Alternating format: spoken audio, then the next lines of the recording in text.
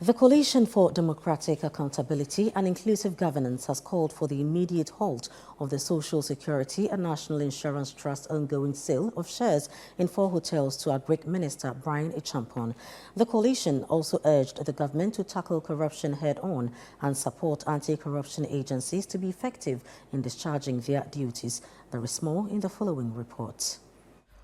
During a press conference held at the International Press Center in Accra on Wednesday, the Coalition for Democratic Accountability and Inclusive Governance, a non-partisan alliance of civil society organizations, lashed out at the government, accusing it is losing the fight against corruption. It cited recent developments involving the Office of the Special Prosecutor and the case of Cecilia Dapa, among others. During the address, the coalition also demanded more accountability from the government in the fight against corruption. Dr. Kojo Asante, Director of Policy Engagement and Partnership at CDD Ghana, emphasized the critical issues that require government action and accountability.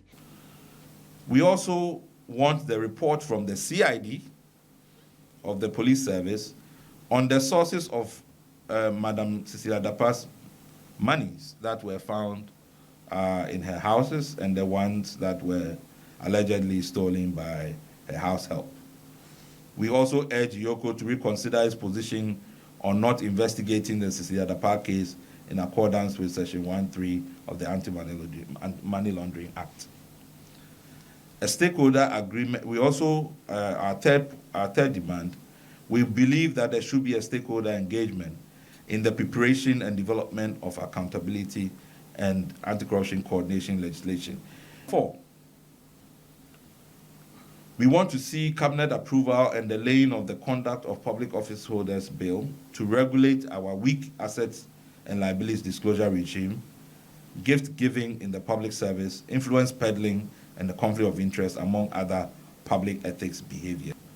5, a withdrawal of the appointment of the parliamentary aspirants to SOEs, apart from the obvious insensitivity to our economic situation and the deepening politicization of parastatals, then the expansion of the already bad governance of appointing MPs to sit on the board of SOEs. All is a real cause for worry. And lastly, on the Poalugu multipurpose dam, we demand the Ministry of Finance and Works and Housing and other relevant agencies to publish the full details of the work done, including its current status, and disclose all payments made on the project. The coalition also urged Ghanaians to support anti-corruption bodies, such as the Office of the Special Prosecutor, amidst the challenges they face. We implore Ghanaians to continue supporting frontline anti-graft institutions, especially the OSP, recognizing their specialized role and the need for robust leadership. When you are set up to take on the most powerful in our society, when they are engaged in criminality, it's not an easy job.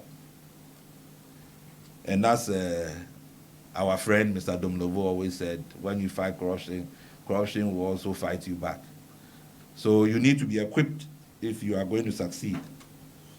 Additionally, the coalition called for an immediate halt to the SNET's ongoing sale of its share in 4 of its hotels to Agricultural Minister Brian Echampon, describing the transaction as a conflict of interest. Constitution says don't put yourself in a position of potential. It means you should be alert to the likelihood of conflict of interest and prevent yourself to be in that situation. So it is not accurate to say that from the information available, nothing has been breached. I've also heard him talk about not being, he's a non-executive director or a non-factional director. That's neither here nor there. As far as the law is concerned, if you're a director and a beneficial owner, it means that any interests or premium that come from the business comes to you. So on the surface of the documentation available, he is the one who is benefiting from whatever Rock City does. So we cannot be convinced at this point unless there's additional information that provides us facts to the contrary. So please, let's not buy into that thing of nothing has been breached. 2 constitutional elements. There's no evidence to show that he had actually recorded or requested from the Speaker of Parliament permission to do things like this. And the Constitution says do not place yourself in a position of potential conflict of interest. So I think that this is an issue that we have every right to demand that the transaction should be stopped.